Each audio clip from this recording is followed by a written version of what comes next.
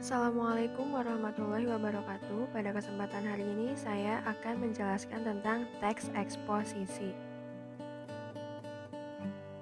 Nah, sebelum saya menjelaskan, saya ingin memberitahukan dulu bahwa tujuan pembelajaran kita ada tiga. Yang pertama adalah peserta didik mampu memahami struktur dan aspek kebahasaan yang ada di dalam teks eksposisi. Yang kedua, peserta didik mampu menyusun teks eksposisi dengan memperhatikan struktur dan aspek kebahasaannya. Yang ketiga, peserta didik mampu mengemukakan, merespon, dan memeriksa teks eksposisi yang telah disusun. Apakah yang dimaksud dengan teks eksposisi? Jadi, teks eksposisi adalah teks yang berisi tentang pengetahuan atau informasi kepada pembacanya. Kemudian ada jenis-jenis teks eksposisi, ini ada 8. Yang pertama adalah eksposisi berita, yang kedua eksposisi proses, yang ketiga eksposisi pertentangan, yang keempat eksposisi analisis, yang kelima eksposisi ilustrasi, yang keenam eksposisi perbandingan, yang ketujuh eksposisi definisi, dan yang terakhir atau yang kedelapan adalah eksposisi klasifikasi. Nah, yang pertama ini eksposisi berita, yaitu pemberitaan mengenai suatu kejadian. Teks eksposisi berita ini biasanya terdapat dalam surat kabar seperti koran. Nah, ini adalah contoh teks eksposisi berita. Teksnya yaitu kelangkaan gas LPG ukuran 3 kg di Sukoharjo sejak beberapa hari terakhir meresahkan masyarakat. Pantauan di sejumlah pedagang di Sukoharjo didapati tumpukan gas LPG 3 kg dalam keadaan kosong. Mereka mengaku belum mendapatkan kiriman sejak 2 hingga 3 hari yang lalu.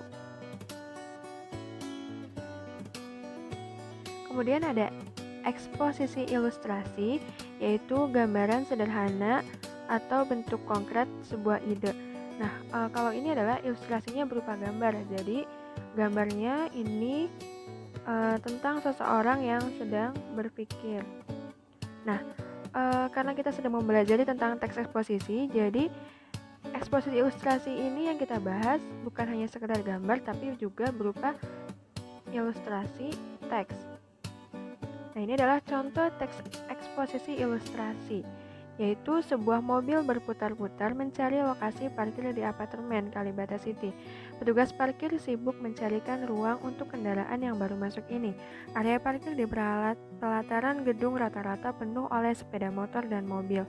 Jadi, di teks eksposisi ilustrasi ini, kita yang membacanya seakan-akan membayangkan tentang kejadian tersebut, yaitu kejadian tentang sebuah mobil yang sedang berputar-putar mencari lokasi parkir di sebuah apartemen Kalibata City. Kemudian yang berikutnya adalah eksposisi proses. Eksposisi proses itu adalah berkaitan dengan petunjuk, pembuatan, penggunaan, atau cara-cara lainnya. Contoh dari teks eksposisi proses yaitu cara membuat jus alpukat, yaitu pertama siapkan alpukat sebanyak 2 buah, lalu siapkan air dan es batu. Siapkan susu kental manis 1 saset.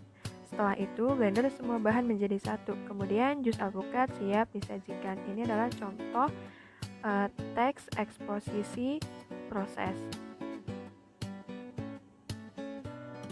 Kemudian ada eksposisi perbandingan, yaitu ide penulisan yang mencoba menerangkan satu ide dalam kalimat utama dengan cara membandingkannya dengan yang lain. Jadi, eksposisi perbandingan adalah membandingkan satu hal dengan hal yang lain. Nah, ini adalah contoh eksposisi perbandingan.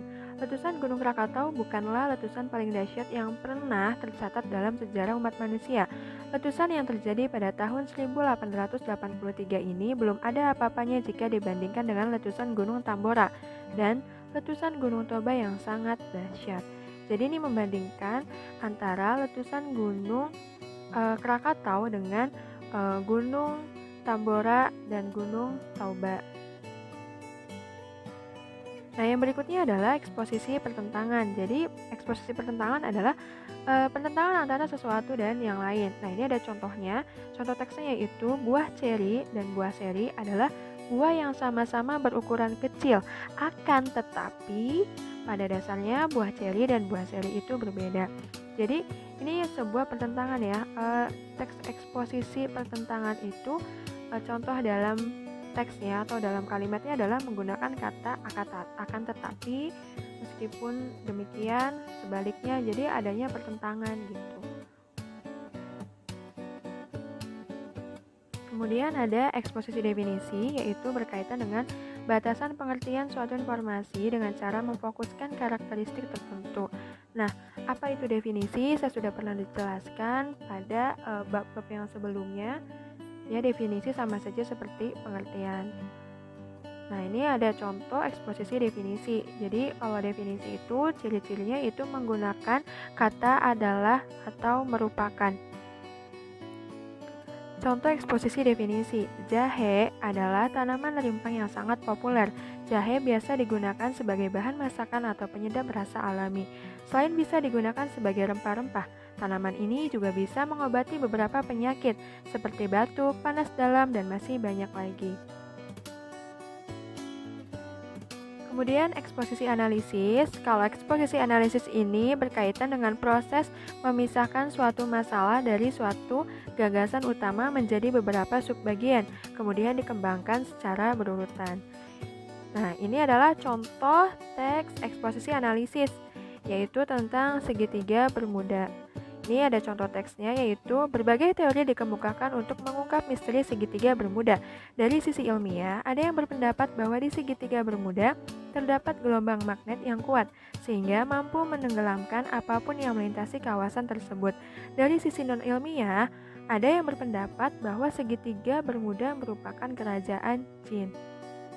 Jadi, di eksposisi analisis ini adalah kita menganalisis dari sebuah bab ke subbab bagian. Yang tadinya kita membahas tentang, di kalimat pertama kita telah membahas tentang misteri segitiga bermuda. Di kalimat berikutnya menjelaskan bahwa dari sisi ilmiah segitiga bermuda itu terdapat gelombang magnet. Nah, dijelaskan lagi di kalimat berikutnya, sedangkan dari segi non ilmiah ada yang berpendapat bahwa segitiga bermuda merupakan kerajaan jin.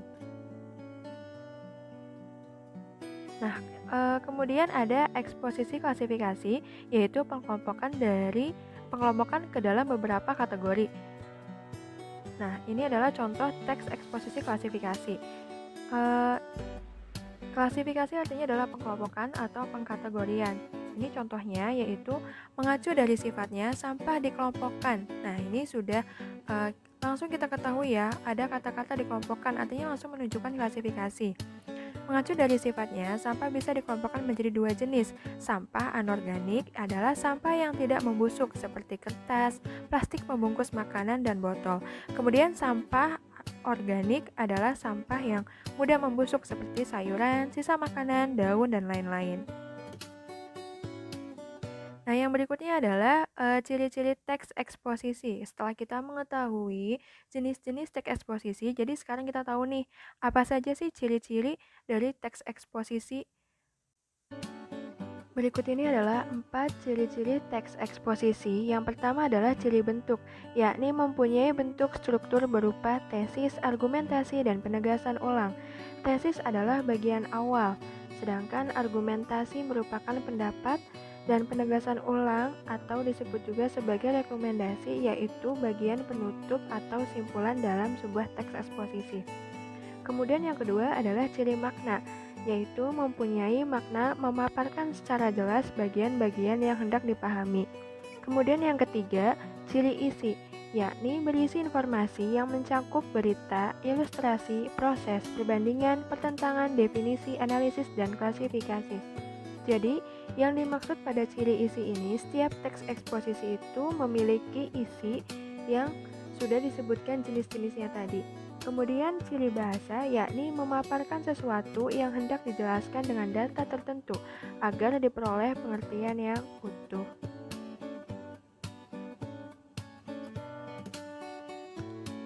Demikian yang dapat saya sampaikan hari ini. Saya mohon maaf apabila terdapat kata-kata yang salah atau kurang berkenan. Sampai jumpa pada pertemuan berikutnya.